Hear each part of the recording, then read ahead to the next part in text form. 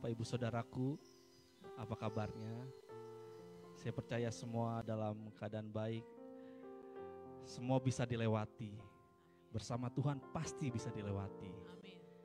Mari kita datang ke hadirat Tuhan. Kita akan mulai menyembah Dia. Kita akan tinggikan Dia. Kita akan agungkan Dia. Hanya Dia yang layak ditinggikan atas hidup kami. Haleluya. Terima kasih Bapa. Ini doa kami Tuhan, kami mau terus bersekutu dengan-Mu Bapa. Kami mau terus duduk diam di dalam hadirat-Mu Tuhan. Ajar kami Tuhan, untuk kami terus berkenan di hadapan-Mu Bapa. Lewat hidup kami, lewat segenap pikiran kami, perbuatan kami. Ajar kami terus mengerti maksud Tuhan. Terima kasih Bapa. Haleluya. Mari kita naikkan pujian ini dari Allah. Haleluya.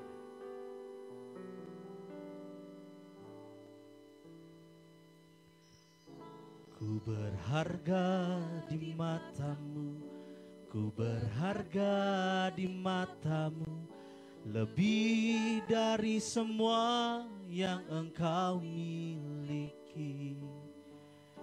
Betapa mulia diriku, Kau rela berikan diri-Mu menjadi insan sepertiku, bahkan mati di kayu salib yang keji, menebus semua dosaku.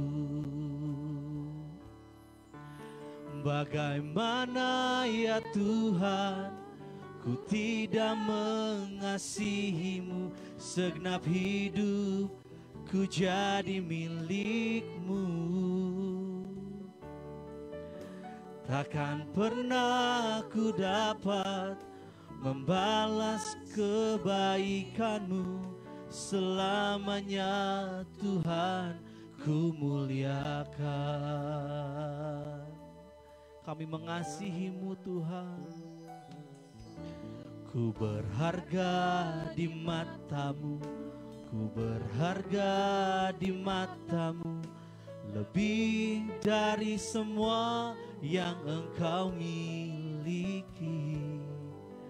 Betapa mulia diriku, Kau rela berikan diri-Mu menjadi insan sepertiku, bahkan mati di kayu salib yang keji, menebus semua dosaku. Bagaimana ya Tuhan, ku tidak mengasihi-Mu, segenap hidup ku jadi milik-Mu.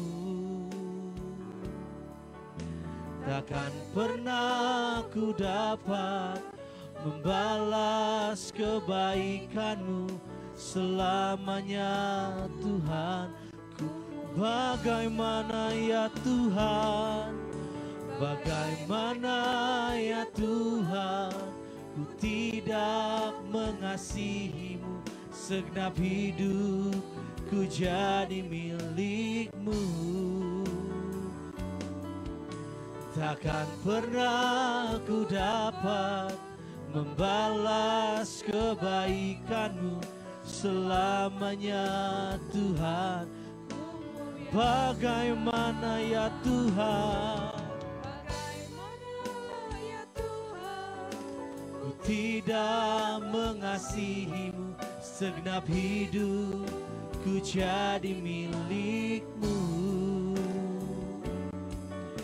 Takkan pernah ku dapat membalas kebaikan-Mu selamanya Tuhan. Ku mulia selamanya, selamanya Tuhan. Ku mulia, sekali lagi, selamanya Tuhan ku muliakan.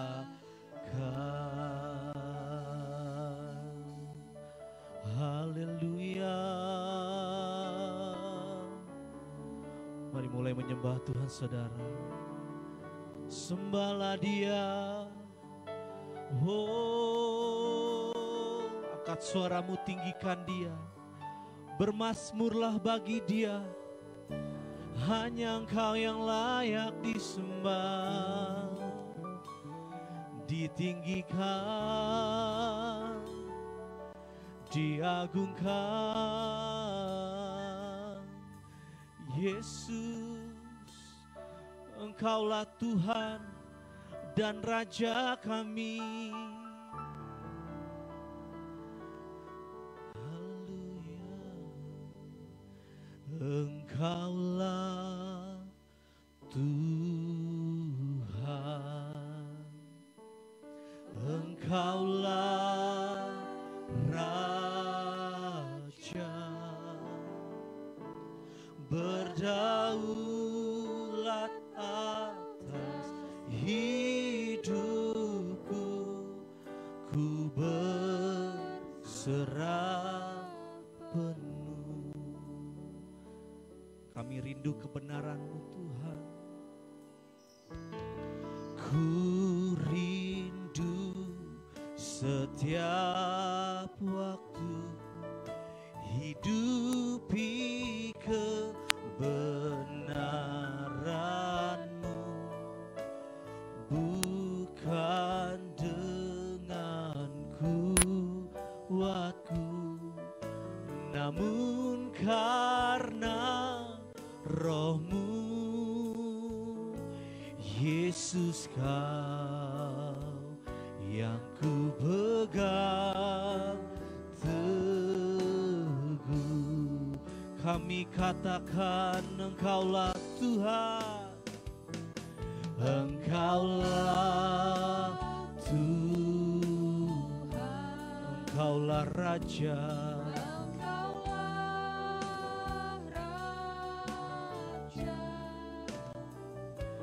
berdaulat atas hidupku, ku berserah. Engkaulah Tuhan, Engkaulah Tuhan, Engkaulah Raja, berdaulat atas hidupku, ku berserah. Mari nyatakan Engkaulah Tuhan. Amin. Engkaulah Raja, Raja, berdaulat atas hidupku, ku berserah. Oh, Engkaulah Tuhan, Engkaulah Tuhan. Angkat suaramu, angkat hatimu. Raja, berdaulat atas hidupku, ku berserah.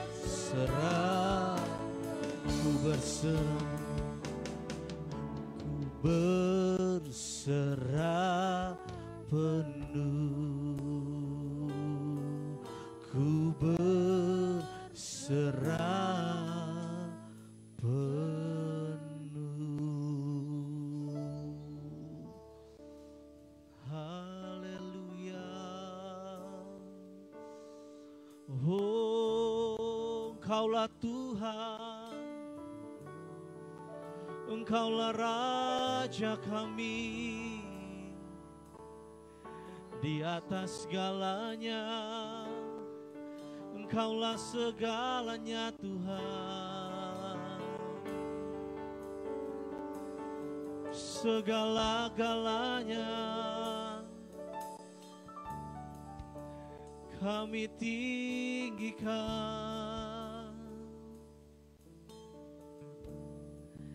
Kaulah segalanya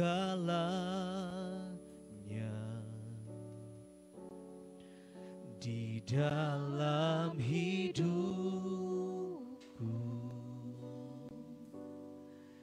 Kerajaan-Mu, kebenaran-Mu, itu bagianku.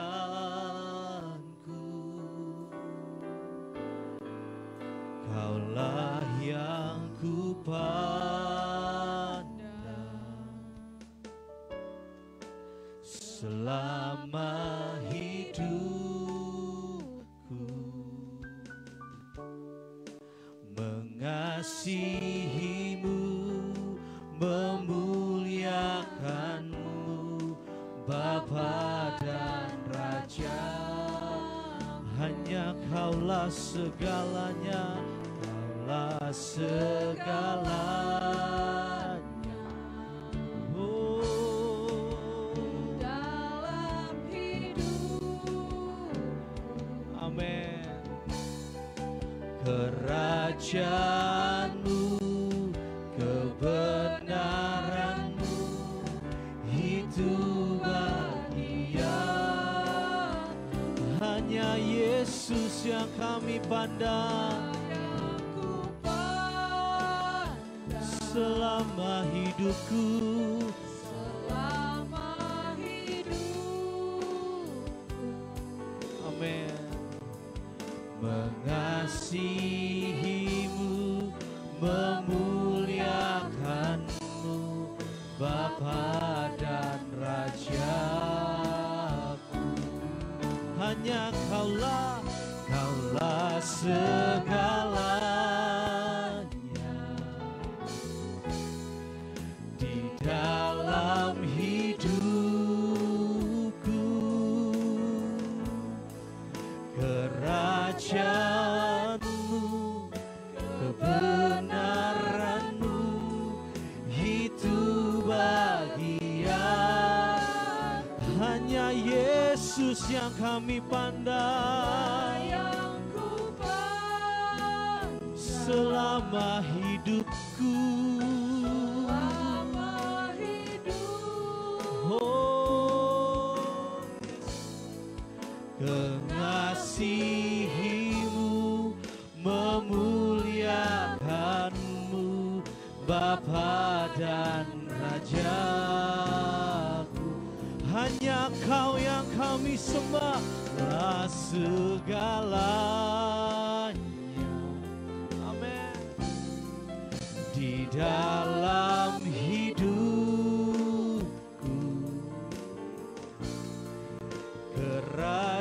kerajaan-Mu, kebenaran-Mu, itu bagian.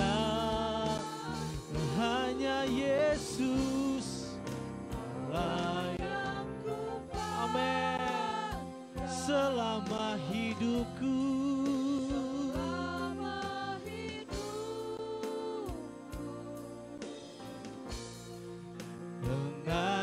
mengasihi-Mu, memuliakan-Mu, Bapa dan Raja. Mengasihi-Mu Yesus,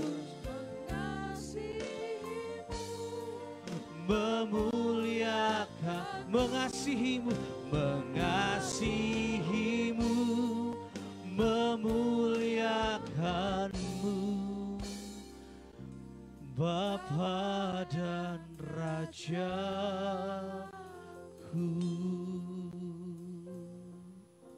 Haleluya.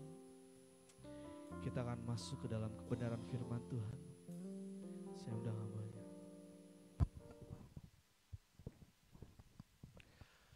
Puji Tuhan, Shalom, selamat pagi Bapak Ibu Saudara sekalian semua.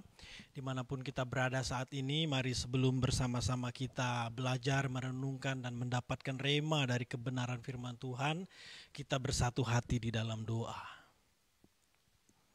Bapa kami, Bapa yang memperhatikan kami anak-anaknya, Bapa yang mengasihi kami dengan kasih tanpa syarat, kasih tiada batas. Bapa kami anak-anakmu bersyukur, kami bangga punya Bapa seperti Engkau. Bapa kami anak-anakmu mohon ampun akan setiap kesalahan, pelanggaran, ketidaktepatan kami dalam menyenangkan hatimu Bapa. Bapa berkenanlah memberkati kami, sertailah kami, tuntun kami Bapa. Kami anak-anakmu membutuhkanmu, kami anak-anakmu sangat membutuhkanmu. Tolong kami Bapa untuk mengerti apa yang menjadi rancanganmu atas kehidupan kami, pribadi lepas pribadi. Ajar kami untuk menangkap apa yang menjadi isi hatimu bagi setiap kami. Terima kasih Bapa, biarlah hanya Engkau yang dimuliakan dan ditinggikan. Terima kasih Bapa, ini doa ucapan syukur kami anak-anakmu. Di dalam nama Tuhan kami Yesus Kristus, Putramu yang tunggal juru selamat kami yang hidup. Di dalam namanya kami sudah berdoa bersyukur. Haleluya. Amin. Puji Tuhan Bapak Ibu Saudara sekalian, dimanapun kita berada saat ini, kita kembali bersyukur masih diberikan kesempatan oleh Tuhan beribadah setiap hari Minggu sekalipun melalui dunia online. Bapak Ibu, apa yang kita lakukan ini tidak pernah sia-sia di hadapan Tuhan. Apa yang kita kerjakan bersama tidak pernah sia-sia di hadapan Tuhan. Mari hati kita melimpah dengan syukur, dengan sukacita, dan pastikan tanah hati kita tanah yang subur. Setiap firman yang ditaburkan pada pagi hari ini jatuh di tanah yang subur, tertanam berakar berbuah 60-100 kali lipat bagi kemuliaan nama Tuhan. Puji Tuhan Bapak Ibu Saudara. Hari ini saya akan bawa satu tema dengan judul Kristen asli atau imitasi. Bapak Ibu, saya pernah menyaksikan satu video tentang cara membedakan dompet kulit asli dengan imitasi. Dalam video tersebut diberikan tips untuk membedakannya, gunakanlah hidung, gunakanlah kuku, dan api untuk mengujinya. Apakah dompet kulit ini asli atau imitasi. Gunakan hidung maksudnya kalau dompet asli bau kulitnya itu berasa, kecium gitu ya, tapi yang imitasi karena ada campuran plastik, waktu dicium ini bukan bau kulit tapi bau campuran. Lalu gunakan kuku, digores gitu dompetnya dengan kuku, kalau ada goresan lalu goresan itu lama-lama menghilang, nah itu asli dompet kulit Bapak Ibu. Tapi kalau digores nggak hilang-hilang malah jadi rusak, ini imitasi. Lalu gunakan api Bapak Ibu, bakar dengan korek. Kalau dia tidak terbakar itu dompet kulit asli. Tapi yang terbakar belinya pasti ya Bapak Ibu Saudara tahu sendiri ya, beli dompet-dompet seperti itu di mana. Bapak Ibu, ini baru satu barang. Belum lagi barang-barang lainnya yang lebih mahal. Dompet kulit cukup mahal harganya. Belum lagi barang-barang lain yang lebih mahal harganya seperti jam tangan, emas, berlian. Betul Bapak Ibu Saudara? Nah, yang jelas Bapak Ibu Saudara, yang pertama setiap barang punya cara yang berbeda untuk menguji keasliannya.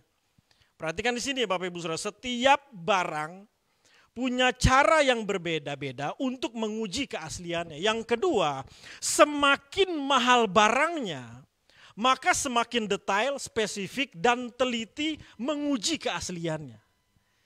Bapak Ibu, saya belajar sesuatu di sini, setiap barang punya cara yang berbeda-beda untuk menguji keasliannya. Dan yang kedua, semakin mahal barang tersebut, maka semakin detail, spesifik, dan teliti menguji keasliannya. Bapak Ibu Saudara, bangsa Israel itu adalah bangsa yang dipilih Tuhan. Bangsa Israel punya cara yang berbeda dengan bangsa lain untuk menguji keaslian mereka sebagai bangsa pilihan Allah. Israel asli. Enggak hanya itu Bapak Ibu Saudara, karena mereka ini bangsa pilihan Allah, Allah sendiri yang memilih mereka. Ini kalau barang pasti mahal banget, KW-nya super ini. Bapak Ibu Saudara, karena mereka bangsa pilihan Allah, mereka sangat detail, spesifik, sangat teliti dalam menguji keaslian keisraelan mereka atau keaslian mereka sebagai bangsa yang dipilih Tuhan. Saya kasih contoh Bapak Ibu Saudara, secara keturunan bangsa Israel harus menikah dengan sesama orang Israel.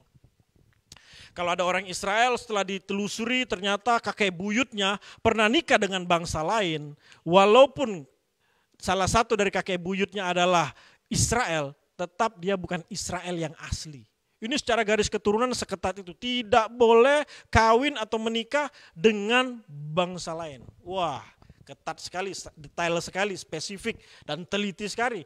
Secara kepercayaan, mereka harus beragama Yahudi. Tidak boleh beragama yang lain. Di luar agama Yahudi, mereka bukan bangsa pilihan Allah. Mereka bukan Israel asli. Dan yang ketiga, secara kebudayaan, mereka harus ketat dan taat belajar Taurat. Bapak Ibu, banyak hal yang mereka lakukan untuk menguji keaslian mereka, tapi dari tiga ini aja luar biasa ya, sangat detail, spesifik, dan teliti sekali untuk menguji keasliannya. Nah, bagaimana dengan orang Kristen? Bagaimana dengan engkau dan saya? Seharusnya orang Kristen punya cara yang berbeda dengan kepercayaan lain untuk menguji keasliannya sebagai pengikut Kristus. Kristen asli. Seharusnya kita punya cara yang berbeda dong dengan agama lain atau kepercayaan lain untuk menguji keaslian kita. Saya Kristen asli atau bukan ya. Jangan-jangan imitasi. Bapak Ibu Saudara, kita tidak boleh menguji hanya berdasarkan kakek saya beragama Kristen, kakek buyut saya beragama Kristen, opa oma, papa mama semua beragama Kristen. Lalu hari ini saya juga beragama Kristen. Oh, itu udah Kristen asli. Oh, belum. Tidak boleh hanya berdasarkan itu. Rajin ke gereja, kemudian pelayanan menjadi hamba Tuhan seperti saya pun belum tentu Kristen asli. Tidak boleh hanya berdasarkan itu untuk menguji Kristen aslinya kita.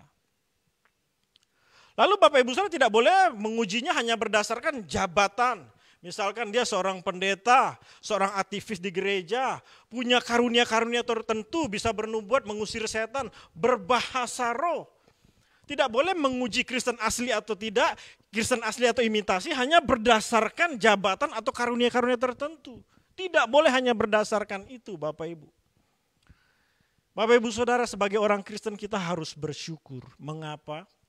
Karena satu ayat yang seharusnya hanya dikenakan kepada bangsa Israel, tapi ayat ini dikenakan juga kepada kita.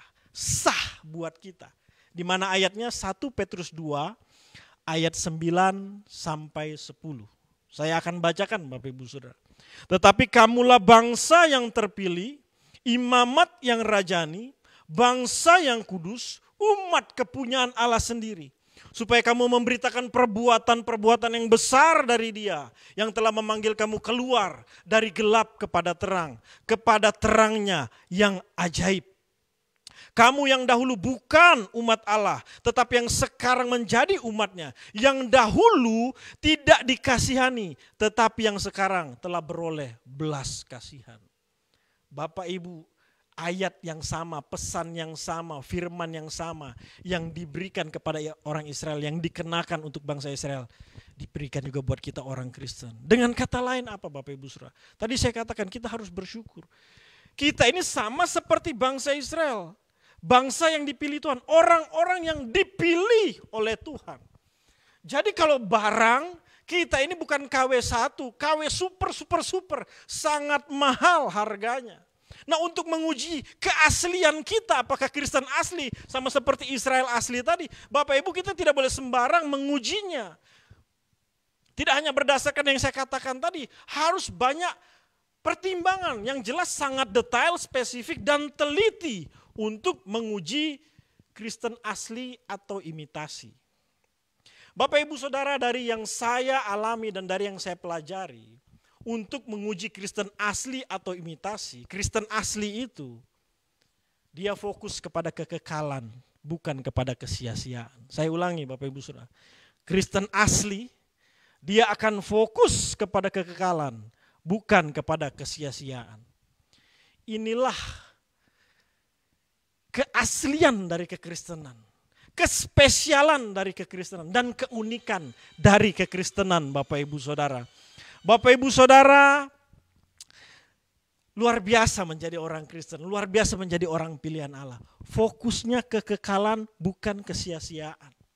Secara fisik kita masih di bumi, tetapi secara hati kita sudah tertuju kepada surga. Secara fisik kita belum mengalami kematian hari ini, tapi Bapak Ibu Saudara, secara rohani kita sudah merindukan, kita sudah dijanjikan untuk mengalami kehidupan di kekekalan. Secara fisik kita belum mati hari ini, tapi Bapak Ibu Saudara, secara rohani kita punya kerinduan, kita dijanjikan mengalami kehidupan yang akan datang. Kita belum punya pengetahuan yang lengkap mengenai kekekalan, tapi kita sudah punya iman yang mantap untuk kekekalan. Luar biasa jadi orang Kristen Bapak Ibu. Fokusnya kekekalan, bukan kesia-siaan. Ada dua ayat maksud saya. Ada dua kitab yang menulis, yang mengingatkan kita, yang terus menuntun kita untuk fokus kepada kekekalan, bukan kepada kesia-siaan. Saya akan bacakan Bapak Ibu Saudara, ini Tuhan Yesus sendiri yang mengatakannya, dicatat oleh Rasul Yohanes dalam Yohanes 14 ayat 1-4. Janganlah gelisah hatimu, percayalah kepada Allah, percayalah juga kepadaku. Di rumah Bapakku banyak tempat tinggal. Jika tidak demikian tentu aku mengatakannya kepadamu. Lalu di sini, tentu aku mengatakannya kepadamu. Sebab aku pergi ke situ untuk menyediakan tempat bagimu. Dan apabila aku telah pergi ke situ dan telah menyediakan tempat bagimu, aku akan datang kembali dan membawa kamu ke tempatku, supaya di mana aku berada, kamu pun berada, dan kemana aku pergi, kamu tahu jalan ke situ. Luar biasa ya Bapak Ibu Saudara, ini pesan atau nasihat, peringatan dari Tuhan Yesus untuk kita fokus kekekalan, bukan kesia-siaan. Satu ayat lagi Bapak Ibu Saudara, Rasul Paulus menulis dalam 2 Korintus 4 ayat 16-18. Sebab itu kami tidak tawar hati, tetapi meskipun manusia lahiriah kami semakin merosot, namun manusia batinnya kami dibaharui dari sehari ke sehari. Sebab penderitaan ringan yang sekarang ini mengerjakan bagi kamu kemuliaan kekal yang melebihi segala-galanya, jauh lebih besar daripada penderitaan kami. Sebab kami tidak memperhatikan yang kelihatan, melainkan yang tak kelihatan, karena yang kelihatan adalah sementara, sedangkan yang tak kelihatan adalah kekal. Bapak Ibu mau menguji Kristen asli atau imitasi, fokusnya kekekalan, bukan kesia-siaan. Dari dua kitab yang saya baca tadi, luar biasa Bapak Ibu Saudara ya. Kita harus fokus kepada kekekalan. Nah Bapak Ibu Saudara, sebagai orang Kristen, kita tidak boleh salah mengerti atau salah berasumsi bahwa jika kita sudah fokus kepada kekekalan, maka kita tidak perlu lagi bertanggung jawab selama ada di bumi. Atau kita tidak bisa lagi, tidak boleh lagi menikmati hal-hal yang baik di bumi. Asumsi seperti ini salah Bapak Ibu Saudara. Dengan kita fokus kekekalan, bukan kepada kesia-siaan, kita harus tetap bertanggung jawab selama ada di bumi. Kalau saya beri analogi sederhana Bapak Ibu Saudara, bagaikan seorang astronot yang akan pergi ke luar angkasa. Dia fokus untuk pergi ke luar angkasa. Bapak Ibu, sekalipun roket yang akan menerbangkan dia dan peralatan lainnya sudah canggih, sangat canggih, sehingga dapat membawa dia kepada luar angkasa, membawa dia keluar angkasa. Namun Bapak Ibu Saudara, sebagai seorang astronot, dia tetap bertanggung jawab. Dalam kesehariannya sebelum dia pergi keluar angkasa, dia berlatih secara fisik, secara mental. Dia belajar Bapak Ibu Saudara.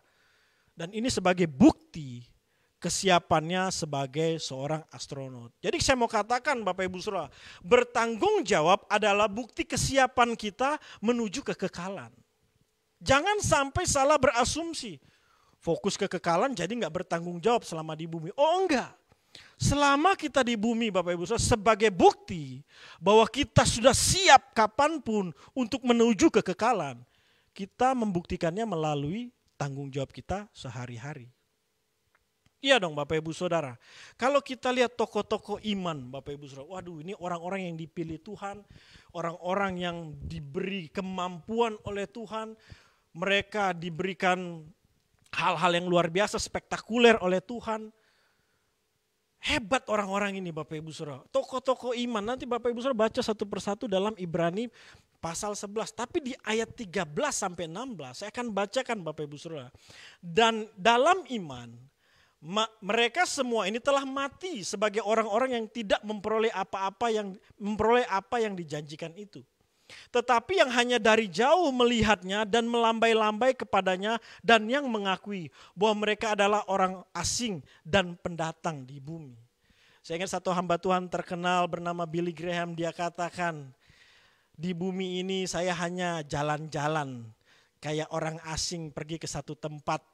Hanya jalan-jalan, sebuah journey, tempat yang sesungguhnya nanti di sana. Nah demikian tokoh-tokoh iman ini Bapak Ibu Saudara. Sebab mereka yang berkata demikian menyatakan bahwa mereka dengan sangat rindu mencari suatu tanah air.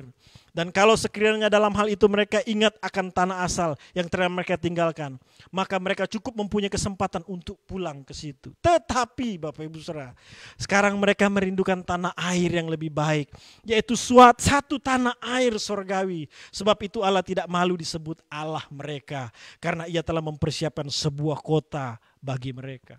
Sekalipun mereka fokus tanah air sorgawi, mereka tahu ada satu kota yang disiapkan oleh Allah bagi tokoh-tokoh iman ini. Bapak Ibu saya percaya dan baca, tidak ada satu tokoh iman pun yang tidak bertanggung jawab selama dia ada di bumi ini.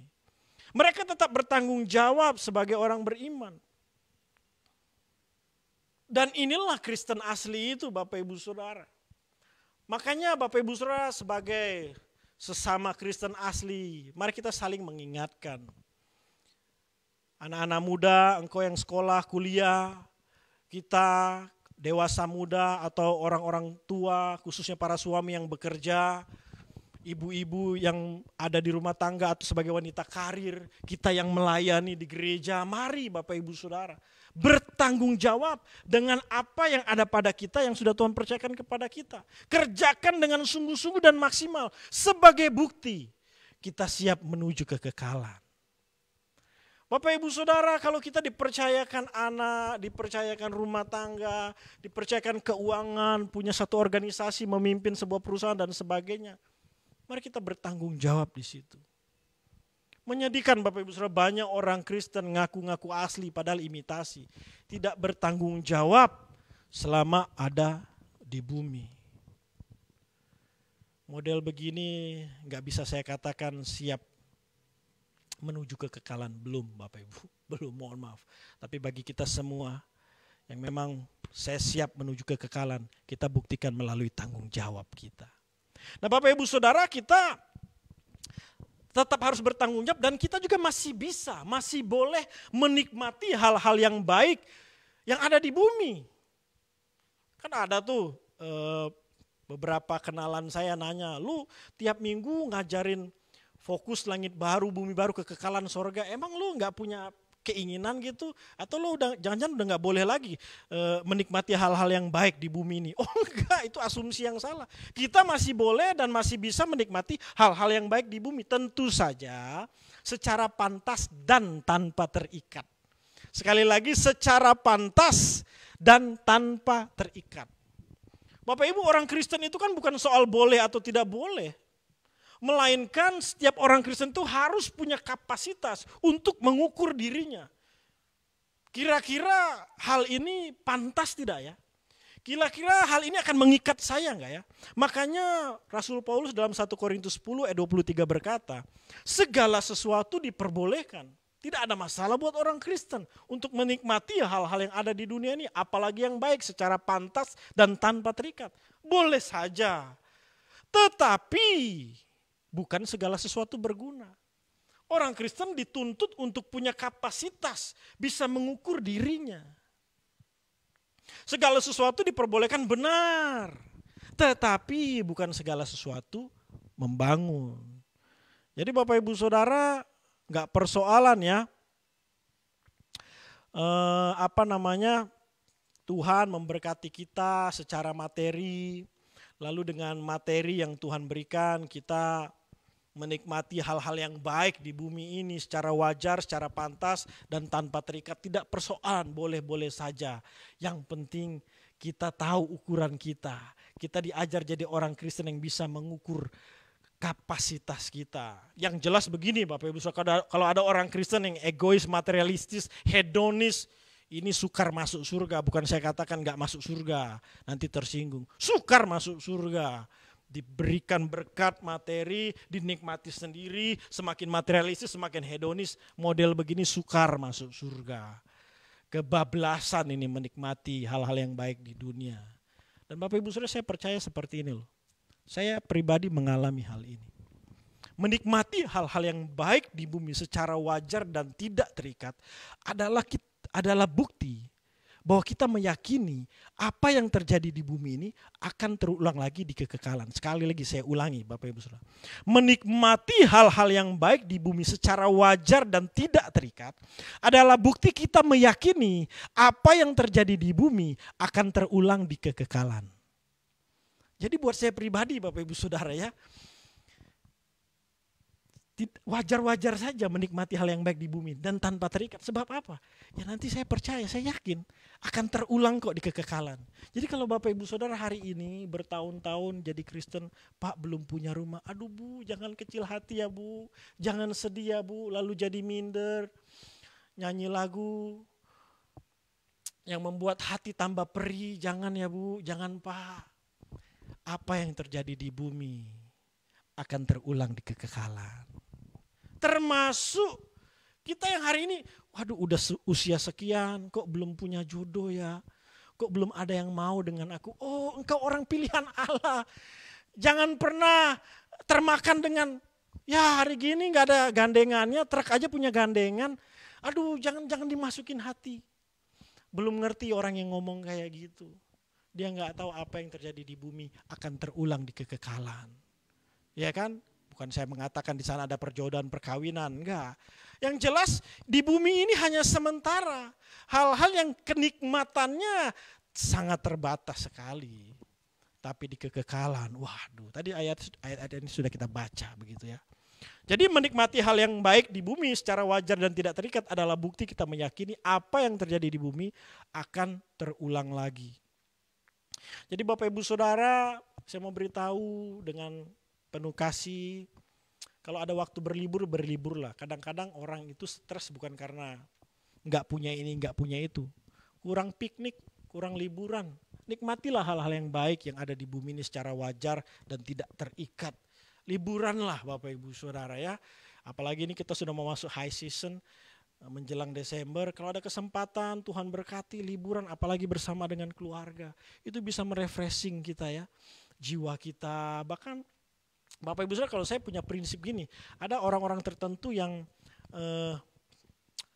berkata seperti ini, kalau hobi dibayar itu menyenangkan ya menyenangkan, hobi bisa dibayar. Dia hobi ngelawak, dengan melawak dia dibayar. Kalau saya tuh lain lagi, hobi itu bisa menghasilkan ide. Jadi saya mengerjakan satu hobi, tapi dengan melakukan hobi itu saya dapat ide, saya dapat inspirasi, saya bisa evaluasi diri dan lain sebagainya. Ya, kalau hobinya piknik, jalan-jalan ya nggak apa-apa. Yang penting Bapak Ibu Saudara, kita wajar dan tidak terikat. Nah Bapak Ibu Saudara, ini yang pertama. Untuk menguji Kristen asli atau imitasi, fokusnya kekekalan. Nah yang kedua Bapak Ibu Saudara, Kristen asli tidak anti pikul salib dan sangkal diri. Sekali lagi, Kristen asli tidak anti pikul salib dan sangkal diri. Tidak ada orang Kristen yang menyangkali bahwa menjadi Kristen harus pikul salib dan sangkal diri. Oh, orang Kristen semua mengakui, tahu hal ini, tidak menyangkal. Jadi Kristen harus pikul salib, sangkal diri. Tapi pada prakteknya Bapak Ibu Saudara banyak yang menyangkalinya. Bahkan mohon maaf secara tidak langsung anti pikul salib, anti sangkal diri. Ini namanya Kristen imitasi. Kristen asli tidak anti pikul salib, tidak anti sangkal diri. Saya kasih contoh sederhana Bapak Ibu Saudara, mari renungkan pertanyaan ini. Mana yang lebih banyak mengikuti keinginan sendiri atau mengikuti keinginan Tuhan? Dalam keseharian kita, lebih banyak mengikuti keinginan pribadi, hawa nafsu, ego kita sendiri, atau keinginan Tuhan? Coba renungkan pertanyaan pertama ini Bapak Ibu. Yang kedua, lebih sering mana? Lebih sering mana yang sering terjadi? Kita menderita karena kesalahan kita sendiri, atau kita menderita karena melakukan firman? Lebih sering mana yang terjadi? Kita menderita karena kesalahan, ya kasar-kasar katanya karena kebodohan kita sendiri, atau karena kita melakukan firman Tuhan kita jadi menderita. Dari dua pertanyaan ini Bapak Ibu Saudara kita bisa menguji. Iya ya, saya sih nggak menyangkal pikul salib sangkal diri, tapi pada prakteknya kok saya menyangkal ya, bahkan semacam anti gitu. Bapak Ibu, sangkal diri itu berarti kita menyangkali keinginan kita. Menyangkali apa yang menjadi hawa nafsu ego kita, kita sangkali demi keinginannya Tuhan. Ini nggak mudah, ini berat, tapi inilah Kristen asli. Pikul salib itu berarti kita rela menderita karena melakukan firman sampai Tuhan dimuliakan. Yesus itu pikul salib, dia rela menderita, melakukan apa yang menjadi perintah Bapa di surga, sampai disalib, Bapa dimuliakan. Sebenarnya pengertiannya sederhana, tapi prakteknya, ada kalanya jujur saja sebagai hamba Tuhan, kadang-kadang saya juga menyangkali. Tapi Bapak Ibu Saudara, Alkitab itu luar biasa. Memberikan petunjuk, memberikan arahan untuk kita tidak boleh anti pikul salib sangkal diri. Bapak Ibu, kalau kita baca tokoh-tokoh Alkitab, pahlawan-pahlawan iman, bahkan ada beberapa hamba-hamba Tuhan yang sampai hari ini loh, sampai hari ini. Wah, ini orang Kristen sejati. Mau pikul salib sangkal diri, mau menyangkali keinginannya demi keinginan Tuhan, rela menderita karena melakukan firman sampai Tuhan dimuliakan. Waduh, Rasul Paulus contohnya dia katakan Filipi 1 ayat 21, karena hidup bagiku, karena bagiku hidup adalah Kristus dan mati adalah keuntungan. Ini udah bukan levelnya nyangkal ego, nyangkal hawa nafsu. Sampai nyawa pun gak takut Bapak Ibu Saudara demi keinginannya Tuhan. Wow, kalau kayak gini udah aslinya kayak apa Bapak Ibu. Namun aku hidup tetapi bukan aku lagi sendiri yang hidup, melainkan Kristus yang hidup di dalam aku. Dan hidup yang kuhidupi sekarang ini dalam daging adalah hidup oleh iman dalam anak Allah yang telah mengasihi aku dan menyerahkan dirinya untuk aku. Wow. Galatia 2 ayat 20. Bapak Ibu jangan anti ya, dengar pikul salib, dengar sangkal diri.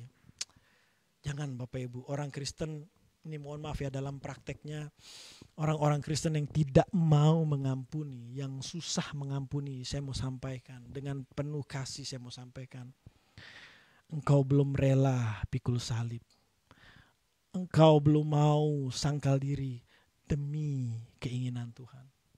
Ayo dong, tunjukkan keaslian kita sebagai orang Kristen. Kita harus mengampuni. Kita harus melepaskan pengampunan.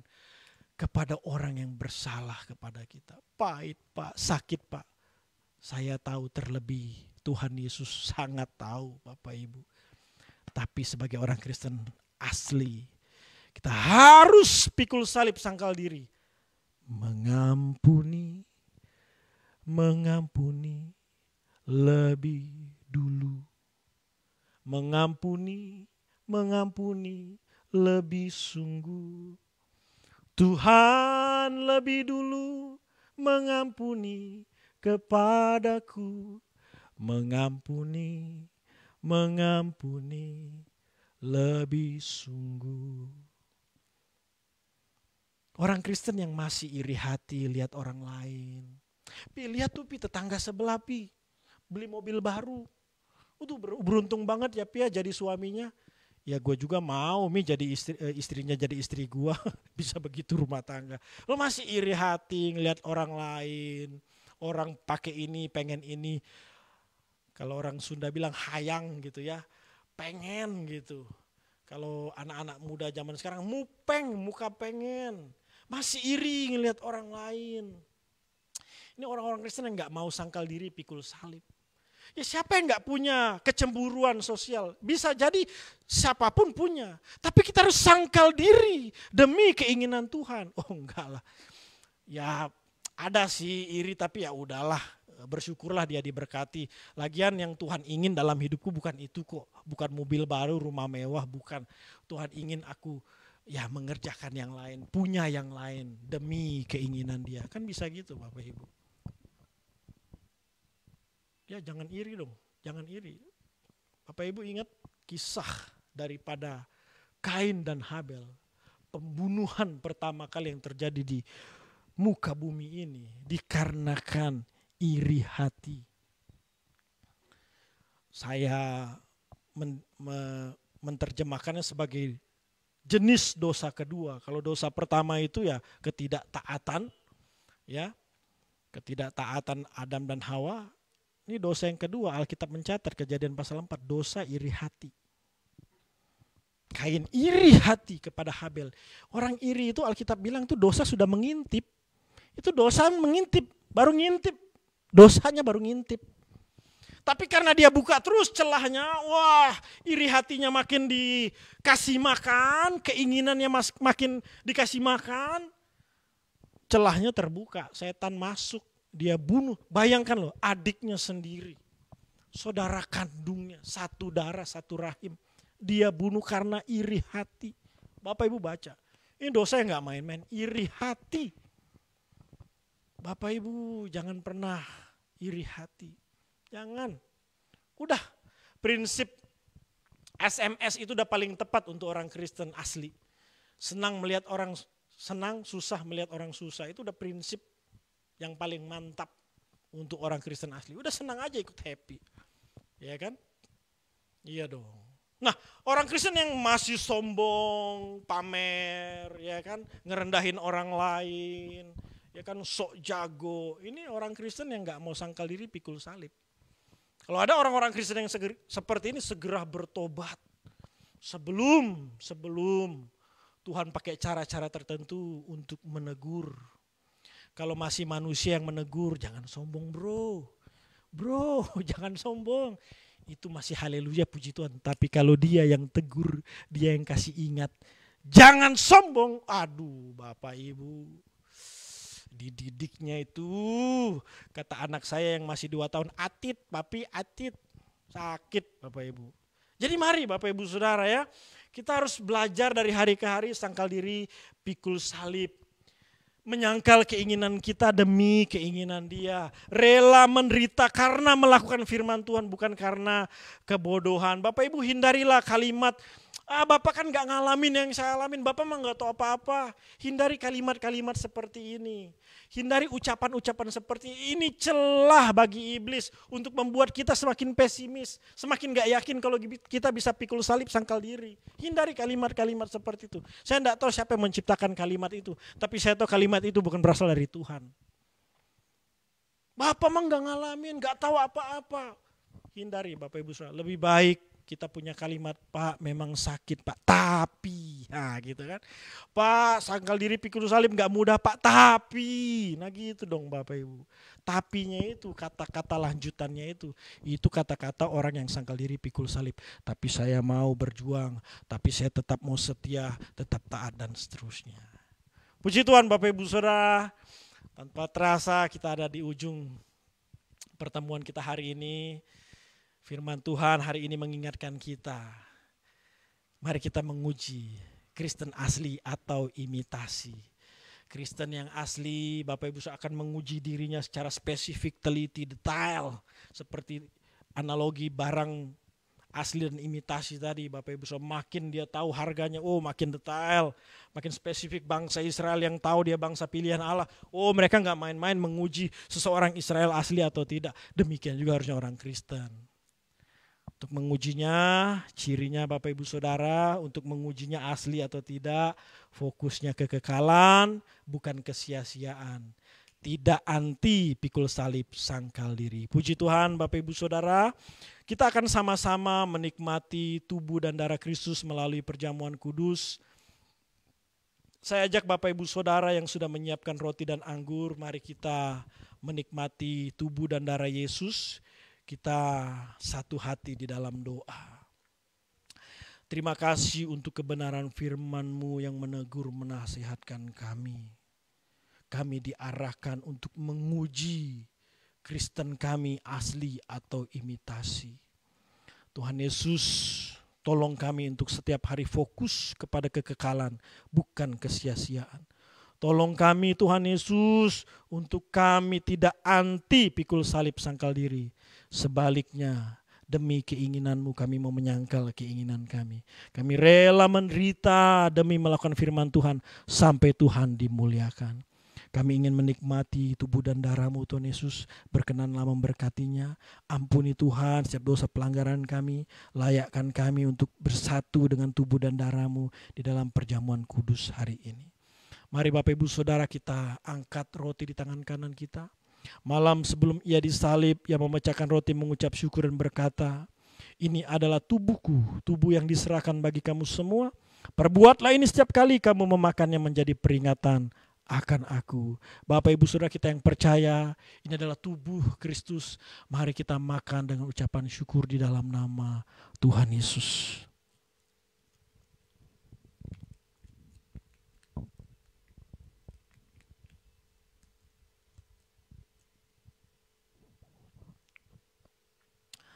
Mari kita angkat anggur di tangan kanan kita.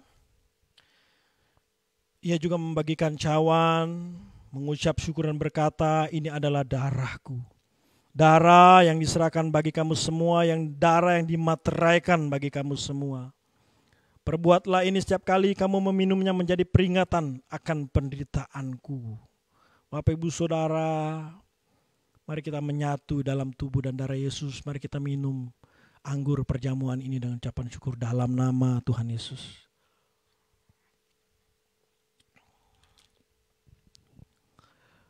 Terima kasih Tuhan, terima kasih. Haleluya. Mari Bapak Ibu Saudara sebelum kita berpisah, kita arahkan hati dan tangan kita terima berkat Tuhan. Wajahnya menyinari engkau dengan kasih karunia. Tangan yang kuat menuntun menyertai kemanapun kau pergi. Apapun yang kau perbuat, dibuatnya berhasil dan beruntung, nama Tuhan dimuliakan. Anak-anak Bapa yang dikasihi, murid Kristus yang sejati, pulanglah, terimalah berkat Tuhan, sukacita, damai sejahtera, persekutuan yang semakin intim dengan Roh Kudus, sampai Tuhan Yesus datang 2 kali menjemputmu. Percayalah hidupmu semakin serupa seperti Kristus, bertanggung jawab hidup fokus langit baru, bumi baru. Berkat dari Tuhan Yesus kami terima dengan ucapan syukur. Di dalam nama Tuhan Yesus yang sudah diberkati, siap menjadi berkat, sama-sama kita katakan amin. Puji Tuhan Bapak Ibu Saudara, kita akan bertemu nanti sore.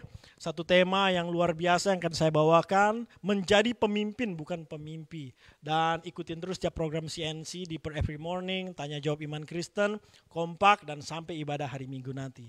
Tuhan Yesus mengasihi kita semua. Saya menyapa setiap Bapak Ibu Saudara satu persatu di sini.